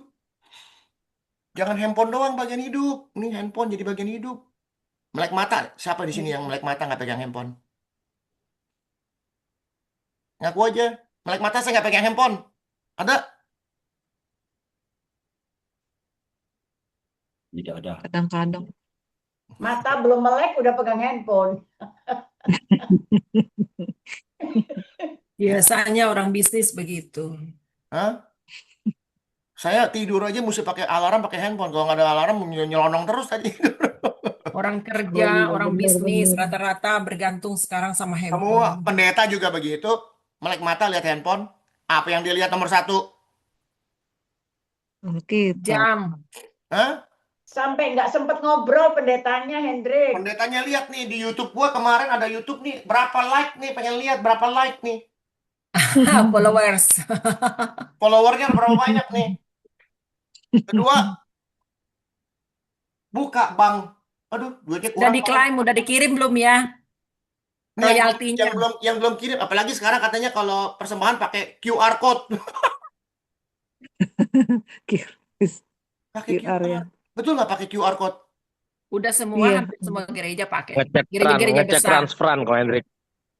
Ngecek transferan. Dia mau lihat nih yang transfer siapa aja orangnya. Dia tahu jemaatnya ada berapa. Dia tahu jemaat yang kaya-kaya ada berapa. Ada dari 1.000 orang, yang kaya paling 10. Dia lihat 10-nya masuk nggak nih. Hilang satu, cari. Itulah domba yang hilang. Kayak yang kaya, domba hilang. Tapi yang miskin, domba hilang. Kasih aja tetangga sebelah, nggak apa-apa. Itu namanya domba penyakitan. Ngapain kita cari domba penyakitan katanya? Yang kaya yang Saya dicari minggu dombanya. Saya Hendrik ngomong itu bulan benar. ini tuh orang Maksudnya gila atau semua itu yang karena datang. baca-baca di YouTube? Apa Kenapa? benar ada pendeta yang kayak gitu yang Hendrik uraikan? Ya tanya ke Budi dong, bener nggak? Jangan tanya saya. Iya, Bentar Bud, ya, aku benar, sampai Bud. rumah tak tunjukin. Aku nyampe rumah tak tunjukin tante. Aku nggak bisa muter soalnya di. Nah, Aku pakai HP. Nanti kalau sudah pakai laptop tak tunjukin ya. Ini yang Iya, iya, ngomong iya. ketua sinode gereja terbesar di Indonesia. Ngeri. ngeri. Aduh, iya. Aduh iya. Ngomong apa tuh?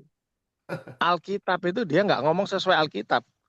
Dia bilang begini, Hah? kalau kamu mengasihi Tuhan, ya toh, artinya kamu harus mengasihi gerejanya. Nah, ayatnya di mana? Gereja kan diri kita sendiri. Nah, terus dia bilang begini, itu artinya Anda semua itu harus tertanam di dalam gereja. Dia bilang begitu. Hmm. Nah, Oh. padahal ayatnya bunyinya gini, setelah saya cek di Alkitab, kalau kamu mengasihi Tuhan, yang harus kamu lakukan apa? Melakukan Adalah melakukan perintah-perintahnya. jikalau aku Ayatnya. Yohanes 14:15. Jikalau kamu Betul. mengasihi aku, kamu Maka engkau harus menuruti menuruti firman-Ku, segala perintahku. perintahku. Bukannya Betul. kamu mengasihi gerejaku. Gereja dan harus tertanam di dalam gereja. Nah, ini sebentar, tujuannya apa sih tertanam di dalam gereja itu? Volunteer. Tujuannya apa? Tujuannya seumur hidup, tertanam udah. Tertanam di situ. Jadi kamu makan apa, kamu store duit di situ terus. Iya. Supaya pendeta ini bisa hidup dari uang jemaat, itu aja tujuannya. Nah, satu. Kedua, mana ada kalau jemaat gede begitu. Mana ada sinode terbesar se-Indonesia, jemaatnya puluhan ribu, dari kecil, tua sampai mati di gereja. Nggak ada yang keluar. Nggak ada yang keluar. Maksudnya keluar apa? Keluar ngajar. Keluar mengembangkan firman, nggak ada. Di sini, semua keluar. Di dalam kehidupan sehari-hari kalian udah. Pak Hendrik, di 1 Yohanes 5 ayat 3 itu juga bilang. Nah itu. Coba dibuka, Pak Hendrik. Aku lagi jalan kaki nih. Ya, nggak apa. 1 Yohanes 5 ayat 3. Sebab inilah kasih kepada Allah, yaitu bahwa kita menuruti perintah-perintahnya, bukan perintah gereja. Itu lagi. Perintah Sama kan? itu tidak berat. Kenapa? Bukan- Sebab semua bukan. lahir dari Allah yang mengalahkan dunia. Itu. Kalau mengasihi Tuhan, menuruti perintah itu aja. Firman Tuhan, bukan tertanam mengasihi gerejanya dan tertanam di dalam gereja. Nggak ada ayatnya itu. Nanti tak tunjukin ya. Tak kirim TikToknya. Ya, kirim Itu tertanam itu sama dengan terkubur kayak. Ya. Kira-kira. Tertanam itu artinya ya sampai mancep nang kono ngono lho Pak maksudnya. Oh, nggak ada kuburan lagi. Mungkin itu bagian dari pendisiplinan secara apa ya, supaya orang itu tidak pindah sana pindah sini, kalau ada apa-apa baru Betul. datang ke sini, baru datang ke sana, kayak Betul. gitu. Memang Artinya, perlu Pak Budi di dalam bagian ini tuh memang perlu untuk memberikan apa ya, kedisiplinan di dalam berjemaat itu juga sesuai dengan Lah kalau pengajarannya menyesatkan, kalau dalam apakah pengajarannya kita harus seperti itu, kita harus misalnya tertanam kalau di sana? memang kayak Satu takut gerbong kehilangan domba, berarti dia salah. Nah, Satu orang gerbong yang binasa datang itu semua katanya Ko dikumpulkan Hendrik kan itu gitu. dimuridkan untuk dia keluar untuk memberitakan Injil. Ya. Jadi kalau mereka sudah menerima berkat firman, mereka sudah terdidik, terlatih dengan benar, dilepas aja keluar beritakan Injil gitu. Ya, harusnya gereja begitu. Jadi nggak Harusnya usah. gereja itu nggak bisa rame. Gereja itu selalu sepi. Harus mengutus lagi. Kerjanya mengutus. Aku mengutus engkau di tengah-tengah dunia yang jahat. Iya. Aku mengutus engkau seperti domba di tengah. Tapi mereka benar-benar punya dasar untuk diutus karena mereka sudah hidup benar. Jadi mereka juga Masalahnya, pergi karena mereka dilepas, mereka sudah benar-benar hidup benar gitu. masalahnya udah ke gereja 50 tahun nggak ada yang benar. Gimana? Nah, itu yang salah. Yang salah gerejanya atau orangnya? Ya, harus tahu di dalamnya kayak apa. Contohnya Budi begini. nggak boleh menghakimi ya, nanti saya pergi. keluar loh Budi.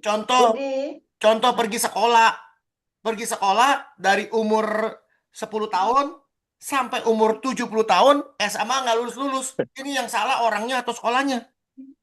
Teman-teman, aku Orangnya. sudah kirim tuh.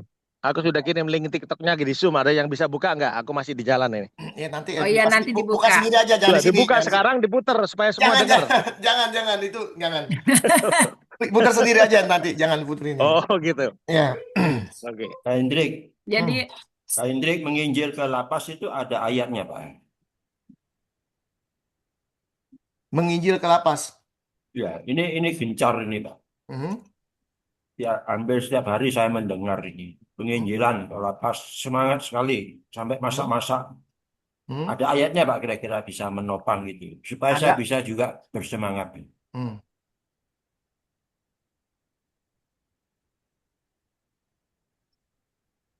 kalau engkau memperhatikan aku baik yang di penjara. Kemarin kan siapa?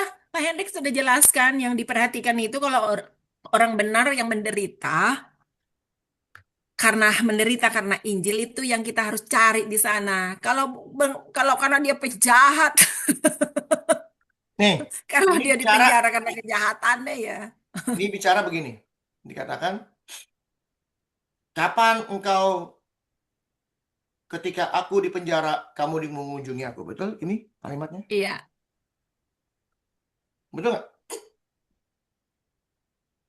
Betul nggak, Pak Anfal? Iya. Lalu dikatakan lagi, baca.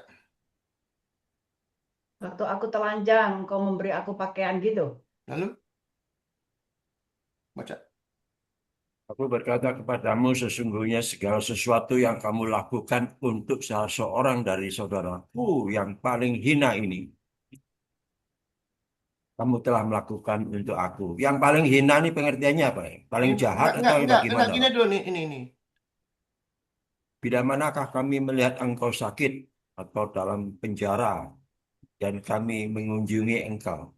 Lalu dibilang, apabila kamu melakukannya dari seorang saudaraku yang paling hina ini, kamu telah melakukannya untuk aku, bukan? Ini yang dipakai kan? Ayatnya kan? Pertanyaannya jangan yang paling hina. Saudaraku siapa? Orang-orang yang melakukan kebenaran, saudaranya. Iya, iya. Hah? Iya. Mari kita lihat Orang-orang yang hidup dalam kebenaran. saudaraku itu siapa, kita lihat. Kata Tuhan Yesus, Yang bukan kata saya. melakukan kehendak Bapa. Ini yang paling bawah. Baca apa yang kecil? Baca, ayo. Barang Barang siapa siapa melakukan melakukan kehendak kehendak Allah. Allah, dialah saudaraku laki-laki, Iya. dialah saudaraku perempuan, dialah ibuku. Sekarang yang ada di penjara, dia lakukan nggak perintah Tuhan? Enggak. Karena dosa kejahatannya kok ya. Karena nyuri, karena nyolong, rampok, korupsi, perkosa orang, perzinahan, segala macam. Apakah itu melakukan perintah Allah? Tidak. Ingat, membantu orang. Ada 3 macam orang yang jangan dibantu. Nomor 1, orang yang tidak kudus hidupnya, jangan dibantu. Seperti memberi apa kepada babi? Memberi permata kepada babi. Mutiara. Kepada babi. Nomor 2, jangan memberi kepada orang yang memanipulasi kehidupannya dia. Ada orang yang memanipulasi orang-orang baik seperti kita. Pura-pura, aduh Ya, ini betul. kamu orang Kristen mesti baik sama saya, mesti bantu saya. Kalau nggak dibantu, dia jadi jahat. Kalau nggak dibantu, dia langsung bilang, kamu orang Kristen, mulai menghakimi segala macam. Itu orang Kristen yang gini, jangan dibantu. Yang ketiga, penjahat. Kita membantu penjahat. Kita ikut dalam kejahatannya. Ingat itu. Yohanes 6. Kalau nggak salah.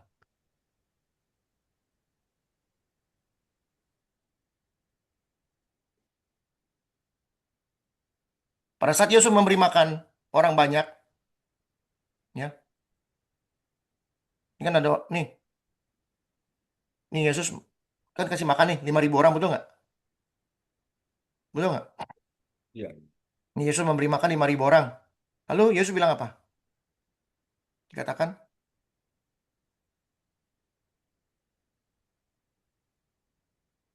Aku berkata kepadamu, sesungguhnya kamu cari aku bukan kamu melihat tanda, tapi kamu cari untuk makan roti dan kamu kenyang. Ini Yesus yang ngomong.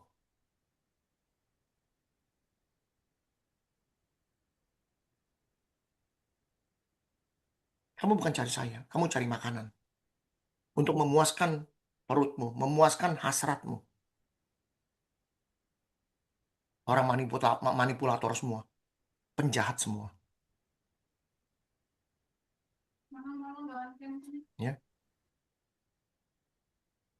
Tapi kalau dia bertobat dalam penjara, Hendrik, dulunya before penjahat, after dia bagus, gimana? Ya Nggak sekarang dia perlu kalau bertobat ditolong. di penjara, tunggu dia keluar dong. Kita mana tahu ada orang bertobat di penjara atau enggak. Tapi yang pasti, di dalam penjara situ, dia mau bertobat atau dia bertobat, itu urusan dia. Bukan urusan kita. Dia yang lakukan, dia yang Andrew beresin. Chan itu toh, ya. Kenapa? Andrew Chan yang di Nusa Kambangan, dia No, tahu no, dia I dapat don't care hukuman mati, dia siapapun dia, bikin orang bertobat, ratusan orang dibaptis juga oleh nggak dia. Artinya masalah dia buat mati saya, juga sih. nggak masalah. Yang pasti kalau dia sudah di penjara gara-gara kejahatan dia, disitulah tempatnya dia bertobat. Bukannya kita bertobat buat bertobatin dia, bukan. Dia yang bertobat sendiri. Ya. Setelah dia bertobat, dia keluar, atau di dalam situ dia menobatkan banyak orang. Kerjaan dia, bukan kerjaan kita. Tapi ada orang-orang kudus di penjara, kita kunjungin. Harus kita tolong. Harus kita kunjungin, disebut. Bukan tolong, kunjungin. Contoh Paulus di penjara. Yohanes di penjara. Petrus di penjara. Semua di penjara. Anak-anak Tuhan. Dia di penjara karena ngerampok. Berzina. Enggak. No. Dia di penjara karena Tuhan. Dia di penjara karena firman Tuhan. Firman Tuhan, ya. Bedain orang di penjara gara-gara ngerampok sama gara-gara firman Tuhan, bedain. Ini lagi hangat, Hendrik. Orang Aceh, murtadin, dia dihukum, mau dihukum ini. Kasihan itu. Gimana tuh, Hendrik? Ini, kayak gini-gini, kita jangan ikut campur. Ya, kalau sampai mau dihukum pun, dia bisa, Tuhan, kita punya Tuhan yang besar kok. Memang kalau orang itu benar. Amin. Ngapain kita pusingin? Pusingin diri sendiri dulu. Jangan mikirin orang lain. Diri kita sudah benar belum? Itu. Atau mungkin ada to show the world gitu kali, Hendrik. Ada yang begitu. To show the world ini loh, saya. Kadang-kadang kayak gini-gini diekspos sama orang Kristen. Diekspos sama orang Kristen. Tujuannya lihat tuh ada orang Muslim di Aceh tuh. Mau dihukum mati begini, kita mesti bantu. Nanti kalau dibantu, dia pergi ke gereja-gereja, beri kesaksian. Makin kaya dia. Setelah dia makin kaya, dia lupa sama Tuhannya. Dia mengabarkan Injil untuk dapetin duit nanti ujung-ujungnya. Yang ngerusak orang Kristen. Biarkan dia bersama Tuhan. Biarkan dia bersama Tuhan yang dia percaya sekarang ini. Kalau dia percaya sama Kristus dan gara-gara Kristus dia mau dieksekusi atau segala macam, biar Yesus sendiri yang turun tangan. Bagaimana dia harus hidup, bagaimana dia harus mati, bagaimana dia harus mengembalakan atau memberikan kesaksiannya kepada siapa saja. Tanpa dipungut bayaran. Kita jadi orang Kristen harus benar. Kita jadi orang Kristen harus pintar. Jangan mau dibodohin. Ya. Kalau kita membantu penjahat, kita ikut dalam kejahatannya dia. Karena kita membantu dia. Setelah kita bantu dengan uang, lalu dia beli uang itu dengan kejahatan. Secara tidak langsung, kita ikut dalam kejahatan dia.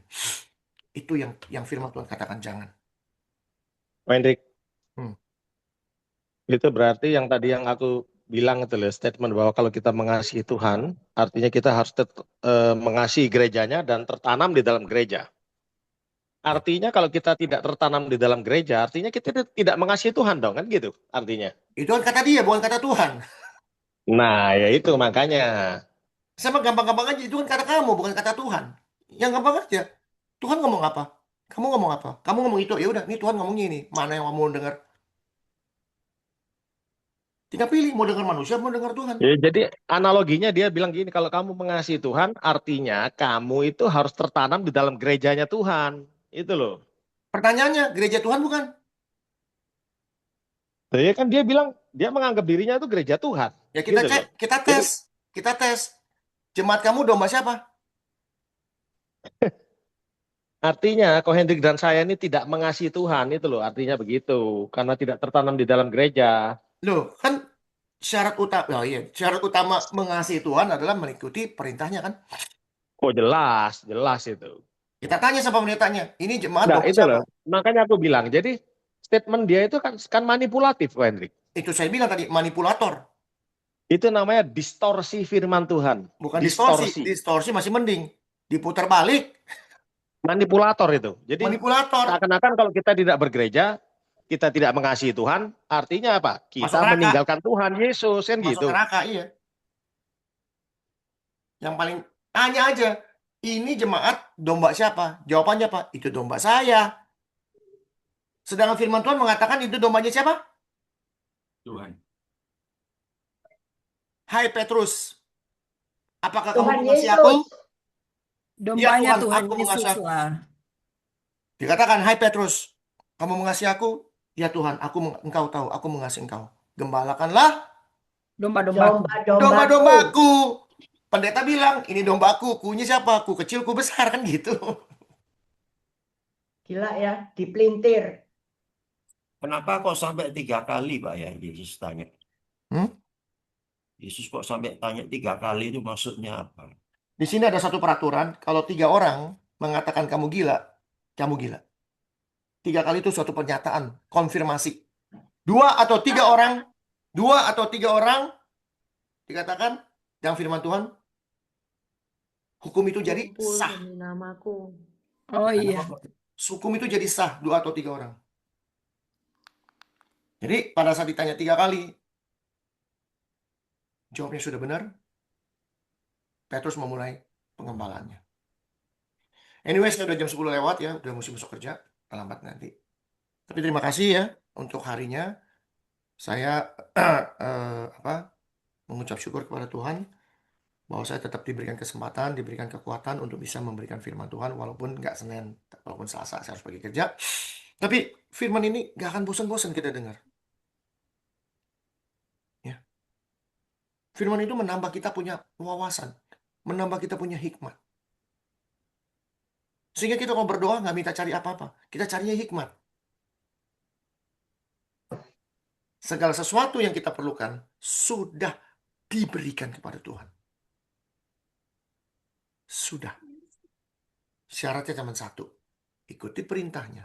Yang kamu tidak minta, aku berikan. Makanya yang namanya Matius 6:33, carilah dahulu kerajaan Allah dan kebenarannya. Dan selebihnya akan ditambahkan. Selebihnya dikatakan ditambahkan alias bonus. Kamu nggak minta, dikasih. Suara saya kedengaran nggak sih? Dengeran? Oh, Dengar. oke. Karena ini pakai lain. Jelas ya? Oke, thank you Hendrik. God bless Kita semuanya. jumpa lagi Selamat besok. Hari malam. Rabu ada lagi nih, Rabu nih. Wah, nyambung. Ingetin, kemarin ngomong apa ingetin? Besok. Saya lupa. Besok kita nyambung lagi hari Rabu. Jam 7 seperti biasa. Thank Besok. you, Tuhan berkati. Oke, thank you. Besok, God besok bless. kita God bless. ingetin saya. Makasih ya, Besok, Pak. nggak, besok kita akan lihat bagaimana kita jangan membantu orang model gimana. Saya kasih tahu. Ada tiga Oke, macam oke. orang manusianya. Ya. Oke, thank you. God Ya, bless makasih. semuanya. Thank you. Shalom Terima kasih. semuanya.